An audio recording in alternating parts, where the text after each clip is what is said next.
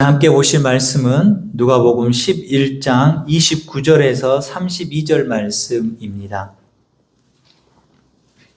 누가복음 11장 29절에서 32절 말씀.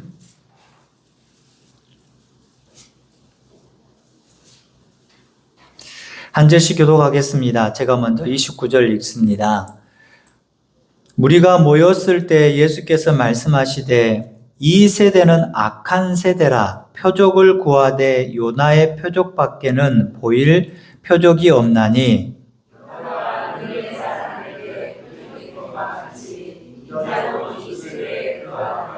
심판 때에 남방 여왕이 일어나 이 세대 사람을 정죄하리니 이는 그가 솔로몬의 지혜로운 말을 들으려고 땅끝에서 왔음이거니와 솔로몬보다 더 큰 이가 여기 있으며 느네 사람들이 일어나 이 세대 사람을 정죄하리니 이는 그들이 요나의 전도를 듣고 회개하였거니와 요나보다 더 큰 이가 여기 있느니라. 아멘. 이 시간에도 말씀의 은혜가 있기를 원합니다. 아멘. 예수께서 하신 기적을 보고 그 기적을 따라서 반응들이 여러 가지가 나옵니다. 누가복음 11장 전체적으로 보면서 첫 번째 예수님께서 기적을 행하셨던 것이 바로 말 못하게 하는 귀신을 내쫓는 것이죠. 믿지 않는 사람들이 이 모습을 보고 어떻게 말합니까? 예수님이 귀신이 들렸다. 이런 소리를 들은 예수님께서 논리적으로 이야기를 하죠. 어떻게 자기 편끼리 싸우는데 그 내전이 어떻게 성공할 수 있겠느냐? 그럴 수 없다. 이렇게 설명하여도 듣지 않습니다. 이러한 설명과 말씀을 계속 하셔도 깨닫지 못하는 사람들, 특별히 무리들이 있었죠. 그 나타난 현상만 놀랍게 여길 뿐입니다. 거기까지죠. 예수님에 대해서 제대로 믿지 못하면 거기까지입니다. 놀랍구나. 신기하구나. 예수님의 말씀을 제대로 믿지 못하는 사람은 거기에서 멈추는 것입니다. 거기서 멈춘다는 것은 그네는 천국 문을 넘을 수 없다는 것입니다. 이 사실은 예수님이 계셨던 이 시대뿐만 아니라 지금 살아가는 지금 이 시대에도 마찬가지인 것입니다. 우리도 예수님의 말씀을 예수님을 내 마음에 영접하지 못하면 거기까지입니다.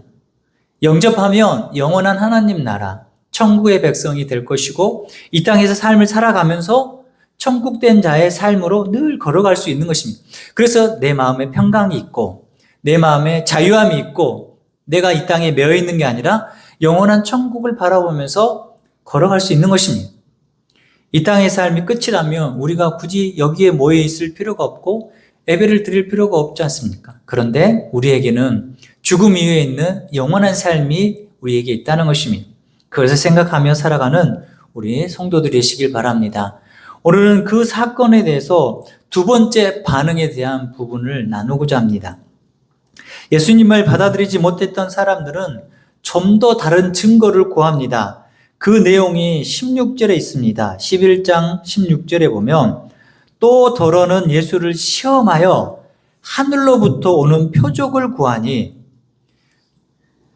그들이 말하는 것은 무슨 말이냐면 네가 참으로 하나님의 능력을 힘입어 귀신을 쫓아냈다면 다른 증거도 또 보여달라. 다른 표적도 보여달라. 귀신을 쫓아낸 것뿐만 아니라 다른 표적도 보여줘서 네가 하나님의 능력으로 했다는 것을 알려주라. 그런데 그들 마음에 진짜 표적이 보고 싶은 게 아니라 예수를 시험하기 위해서 악한 의도를 가지고 표적을 구하는 것입니다. 이러한 의도를 가진 사람은 예수님이 어떤 표적을 하든 간에 그 마음은 제자리로 다시 돌아올 것입니다. 그것을 깨닫지 못할 것입니다. 그 표적을 행하신 예수님이 누구인지에 대해서 관심이 없을 것입니다. 그것을 예수님께서는 오늘 금방 우리가 읽었던 29절부터 32절 말씀을 통해서 예수님만이 진정한 표적, 자신이 진정한 표적인 것을 설명을 하십니다. 결국 여기서도 보면 예수님 자신이 누구인지를 밝히는 거예요. 내가 누구라는 것을 밝히는 것이죠. 자, 29절 말씀 같이 한번 읽어봅니다. 29절 말씀 시작. 무리가 모였을 때 예수께서 말씀하시되 이 세대는 악한 세대라 표적을 구하되 요나의 표적밖에는 보일 표적이 없나니. 아멘. 예수님이 그들을 악한 세대라고 합니다. 왜 그들을 악한 세대라고 말하고 있습니까? 예수님이 이전까지 계속적으로 이적을 행하셨지 않습니까? 기적을 일으키셨습니다. 귀신을 쫓아내주셨습니다. 보여주셨어. 하나님의 능력이 이것이다. 이 하나님의 권능을 나만 할 수 있다. 내가 하나님의 아들이고 하나님의 권세를 가진 자이다라고 분명히 밝히셨는데 많은 유대인들이 인정하지 않는 것입니다. 그의 말씀을 듣지 않았고 불순종했고 또 다른 표적을 구하기 때문에 예수님께서 그들을 악한 세대라고 이야기를 하는 것입니다. 그러면서 이 이스라엘 백성들이, 이 사람들이 다 알고 있는 두 가지 구약의 큰 사건을 들어서 설명을 합니다. 첫 번째는 요나의 사건이고 두 번째는 남방 여왕, 시바 여왕이라고 하죠. 솔로몬을 방문했던 그 여왕의 일을 이야기를 합니다. 두 가지를 설명하겠습니다. 두 사건을 대해서 설명하겠습니다. 첫 번째 보는 요나의 사건입니다. 요나의 사건이라는 것은 요나가 살던 시기에는 이스라엘이 남왕국과 북이스라엘로, 남왕국은 남유다, 북쪽은 북이스라엘 이렇게 나눠져 있습니다. 갈라져 있어요. 그때 북이스라엘이 좀 더 강성할 때였습니다. 근데 그 북이스라엘을 호시탐탐 노리는 나라가 아시리아예요, 아시리아. 그 아시리아의 수도가 니느예요, 니느에. 그런데 하나님께서 어느 날 갑자기 이 이스라엘 선지자 요나에게 나타나서 말씀하시는 거예요. 가서 니느에 가서 네가 하나님 말씀을 내 말을 전해라. 요나서 1장 2절에 보면 너는 일어나 저 큰 성읍 니느에로 가서 그것을 향하여 외치라. 그 악독이 내 앞에 상달되었음이니라 하시니라. 니느의 입장에서 보면 지금 아시리아에 죄가 만연했어요. 악독이 심해요. 그런데 하나님께서 그들을 심판하시겠다고 말씀하라는 거예요. 자, 그걸 생각하면 제가 이제 비교하면 그렇지만 제가 그때 일제 감정기에 태어났다고 생각해 봐요. 근데 하나님이 저보고 야, 너 동경에 가가지고 이렇게 해라 이렇게 한다면 제가 갔을까요? 안 갔을까요? 네, 갔겠죠. 요나가 안 갔어요. 왠지 아세요? 적국이잖아요. 호시탐탐 지금 북이스라엘 침략하고 공격하고 나라를 빼앗기 위해서 지금 하고 있는데 그래서 니느웨로 안 가고 하나님 말씀을 거역하고 반대편으로 도망갑니다. 그런데 어떻게 됩니까? 그가 그 바다에서 풍랑을 만나고 바닷속에 빠지고 물고기 뱃속에 들어가고 그 물고기 뱃속에 들어갔던 이 요나가 뭐라고 하냐면 내가 지금 수월에 있다. 수월은 구약에서 지옥이에요, 지옥. 어둡고 칙칙하고 아무것도 깜깜해요. 아무것도 안 보여요. 내 눈으로 빛이라 조금 있어야지만 뭔가 보이는데 아무것도 안 보이는 암흑의 상태가 된 거예요. 이것은 죽을 때만 가는 거예요. 수월은 죽어야지 가는 곳이지 않습니까? 그러니까 이 요나 입장에서 내가 죽은 거예요. 그런데 그 물고기 뱃속에서 이 수월 속에서 하나님께 회개하고 오직 하나님께 영광 돌리고 구해달라고 간구합니다. 하나님께서 그 말을 들으시고 다시 살려내 주시죠. 그래서 요나가 느니에로 가죠. 느니에 가서 하나님 말씀을 선포합니다. 다른 말 하지 않습니다. 요나가 가서 했던 말은 요나서 3장 4절에 보면 요나가 그 그 성읍에 들어가서 하루 동안 다니며 니느웨가 얼마나 크냐면요. 하루 종일 돌아다녀도 그 도시를 다 구경할 수 없을 정도로 큰 도시였어요. 하루 종일 돌아다니면서 외치면서 40일 지나면 이 니느웨가 무너지겠다. 하나님이 그렇게 말망할 것이라고 말을 해요. 근데 그 말을 들었던 이 느니에 사람이 어떻게 하느냐? 3장 5절에 보면 느니에 사람들이 하나님을 믿고 금식을 선포하고 높고 낮은 자를 막론하고 굵은 베옷을 입었더라. 회개한 거예요. 다른 거 없어요. 근데 여러분 생각해 보십시오. 니느웨 사람들이 하나님을 알까요? 여호와 하나님을 몰랐어요. 알 턱이 없죠. 하나님이 여호와 하나님 이름을 들어본 적도 없죠. 믿지도 않죠. 그런데 왜 그들이 회개할까요?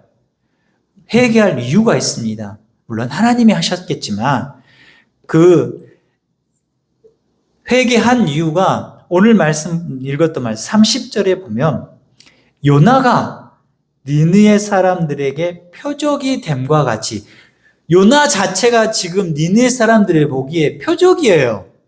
왜요? 앞에 제가 잠깐 이야기했지 않습니까? 요나가 지금 어떤 상태에서 벗어났기 때문에 죽음의 상태에서 벗어난 거예요. 하나님께서 니느웨 가서 선포하라는 그 말씀을 꿀꺽 삼키고 도망가서 저 바닷속에 빠지고 물고기 뱃속에서 3일 동안 있다가 나왔지 않습니까?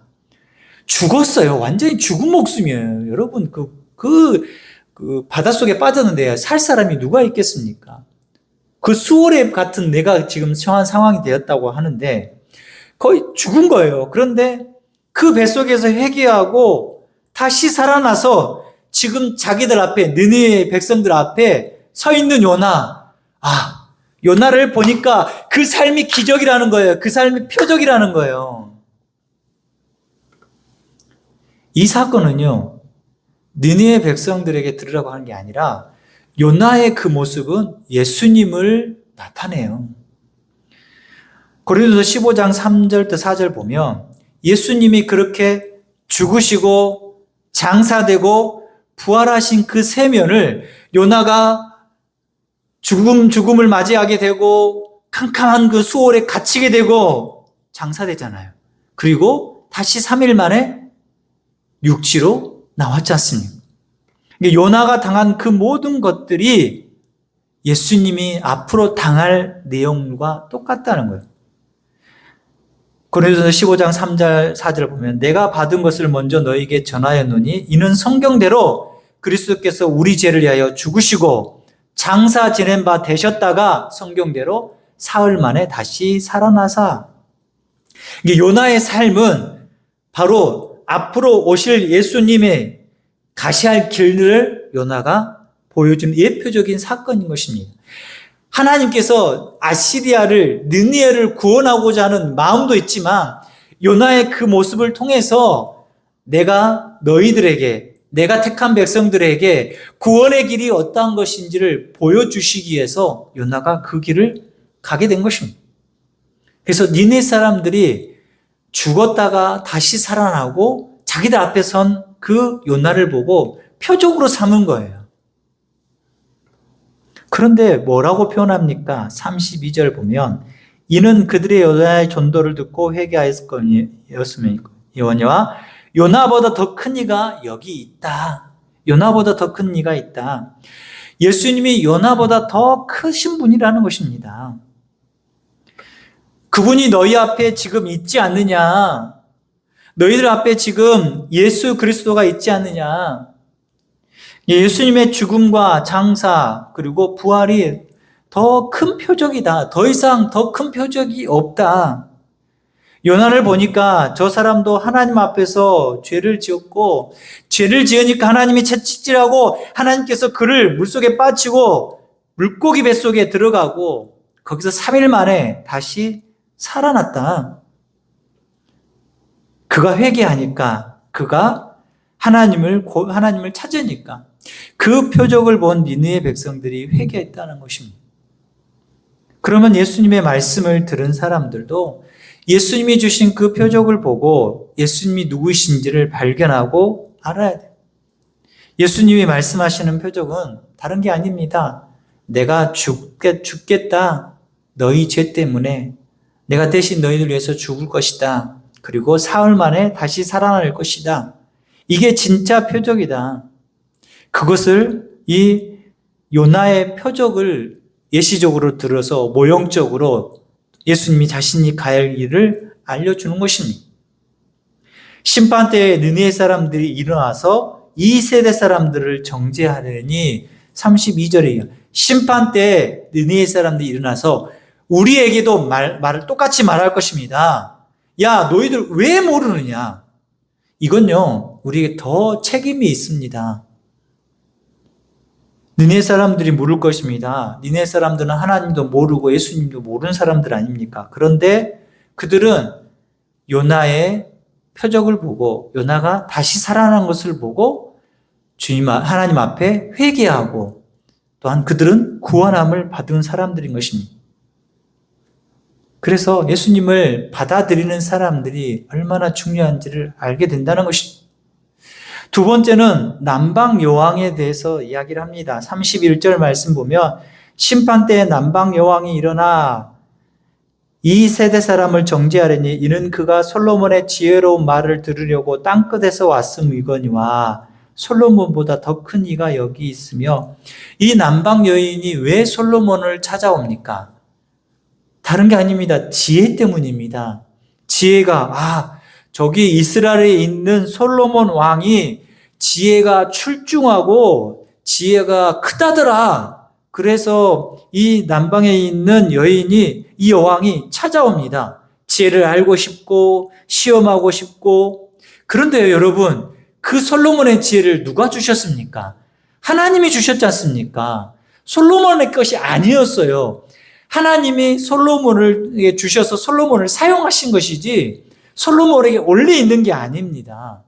그러면 예수님은 지혜가 부족하거나 누구에게 공급받는 분이 아니세요. 예수님은 지혜이세요, 지혜. 고린도전서 1장 30절에 보면 너희는 하나님으로부터 나서 그리스도 예수 안에 있고 예수는 하나님으로부터 나와서 우리에게 지혜와 의로움과 거룩함과 구원함이 되셨으니 아멘. 예수님은 하나님으로부터 나와서 우리에게 지혜와 의로움과 거룩함과 구원함이 되신다. 예수님의 지혜일 때 가능한 거예요. 예수님과 솔로몬은 비교할 수가 없어요. 아무리 솔로몬이 지혜가 뛰어나고 아무리 그 지혜로운 것들 판결을 잘할지라도 예수님을 뛰어넘을 수 없고 예수님과 동급이 될 수 없습니다. 이 솔로몬의 지혜도 듣고 싶어서 저 남방에 있는 여왕도 이 솔로몬을 찾아옵니다. 지금처럼 비행기가 있는 것도 아니고 좋은 자동차가 있는 것도 아닙니다. 어찌 해서 찾아와야 됩니다. 지도가 뭐 많이 있겠습니까? 오는 길이 쉽지 않습니다. 근데 그 모든 것 다 감수하고 참 지혜가 뭔지를 알고 싶어서 솔로몬을 찾아오는 이 남방 여인. 지혜를 얻기 위해서는 솔로몬과 예수님의 비교해 보면 알 수 있습니다. 이 남방의 시바의 여인은 하나님을 모르는 사람입니다. 그런 사람도 사람의 지혜를 듣고 싶어서 찾아옵니다. 그러나 이스라엘 사람들은 하나님에 대해서 알고 있고 메시아를 기다리는 사람들입니다. 그들 앞에 지금 메시아 그리스도가 앞에 있음에도 불구하고 못 알아봅니다. 소가 닭 보듯이 하는 것입니다. 여러분, 눈 얼마나 큰지 아십니까? 가까이 가서 보면 눈알이라고 좀 그러네. 눈이 이렇게 큽니다. 그래가지고 쳐다보면 눈을 깜빡 쳐다봅니다. 그 이야기예요. 예수님을 이렇게 그냥 쳐다보고 있는 거예요. 깜빡. 예수님에 대해서 잘 모르기 때문에요. 솔로몬보다 더 크신 지혜 있으신, 지혜의 원천이신 그분이 그들 앞에 있음에도 불구하고 모르는 것입니다. 그것을 이야기를 하는 거예요. 솔로몬보다 더 큰 이가 여기 있으니 심판 때에 남방 여왕이 일어나서 야, 너희들 지금 뭐 하느냐? 너희들 왜 모르느냐? 지금 너희들 앞에 계시고 너희들에게 선포한 그 복음이 진짜다. 그것을 이야기하는 겁니다. 왜 모르느냐? 우리는 어떻습니까? 느네 사람들보다 훨씬 좋은 환경에 있지 않습니까? 남방 요한보다 더 좋은 환경에 있지 않습니까? 그뿐만 아니라 예수님 앞에 있던 그 사람들보다 더 좋은 조건 속에 우리가 지금 살아가고 있습니다. 왠 줄 아십니까? 지금 이 누가복음 11장에 보면 상황은 예수님이 아직 십자가에 죽기 전입니다. 예수님께서 자신이 십자가에 죽고 다시 살아나시겠다는 그 선포가 공생의 동안 3-4번 정도 하실 건데 그것을 제대로 듣지 아직 못한 상태입니다. 근데 우리는요. 이 성경에 기록된 그 말씀들이 다 이루어진 것을 봤잖아요. 알았잖아요. 듣고 있잖아요. 그 사람들과 우리의 차이가 있는 것은 그 차이예요. 우리는 이 일어난 일들을 다 기록된 말씀대로 읽을 수 있고 알게 됐다는 것입니다. 또 그것을 경험한 사람들이 쓴 서신, 성경들이 있다는 거죠. 이 누가복음도 누가가 썼지 않습니까? 의사 누가가 이 예수님의 제자들의 이야기를 듣고 그것을 기록했습니다. 이 증언들이 바울을 통해서, 베드로를 통해서, 누가를 통해서 성경 곳곳에서 예수님이 구세주가 되시고 메시아가 되시고 그리스도가 되심을 분명히 기록하고 있습니다. 그런데 지금 이 시대를 살아가는 사람들은 점점 예수님을 멀리합니다. 예수님을 믿지 않으려고 합니다. 반대로 믿는 사람 가운데도 하나님이 주신 성경의 말씀을 믿기보다 기적, 표적, 내 눈에 보이는 것, 뭔가 병 고침을 무조건 받아야 돼.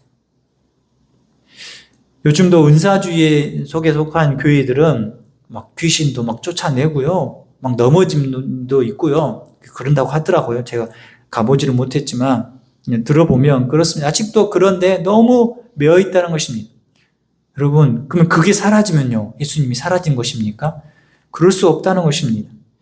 예수님이 분명히 말씀으로 기록되어지고 말씀 가운데 자신이 무엇을 행하셨고 무엇 때문에 이 땅에 오셨고 또한 그 일을 통해서 자신이 누구인지를 분명히 드러내신 것처럼 오늘도 두 가지 표적을 이야기를 하면서 요나의 표적이나 지혜를 찾아온 남방 여왕의 이야기를 들으시면서 내가 솔로몬보다 더 크고 내가 요나보다 더 큰 이다. 이 모든 것들을 이루시고 이 모든 것들을 역사하신 이가 바로 나다라고 지금 많은 군중들이 있는 사람들에게 자신을 드러내십니다. 지금 이 시간에도 예수님이 자신이 누구인지를 우리에게 말씀합니다. 우리가 예수님을 온전히 믿는 것뿐만 아니라 말씀을 따라 살아가야 됩니다. 그 말씀을 따라 살아가는 것은 힘써 지키는 것입니다. 혹시 우리도 예수님 앞에 있는 무리처럼 또 다른 표적을 구하고 그것만을 바라는 신앙생활이 되지 않도록 우리는 잘 살펴야 될 것입니다. 물론 하나님 우리에게 기적을 주실 수 있습니다. 왜냐하면 성령의 역사는 이것은 기가 아니다 말할 수 없지 않습니까? 왜냐하면 여러분의 각자의 신앙을 하나님께 세우시기 위해서 방언의 은사도 주실 수 있고요. 통변의 은사도 주실 수 있을 수 있습니다.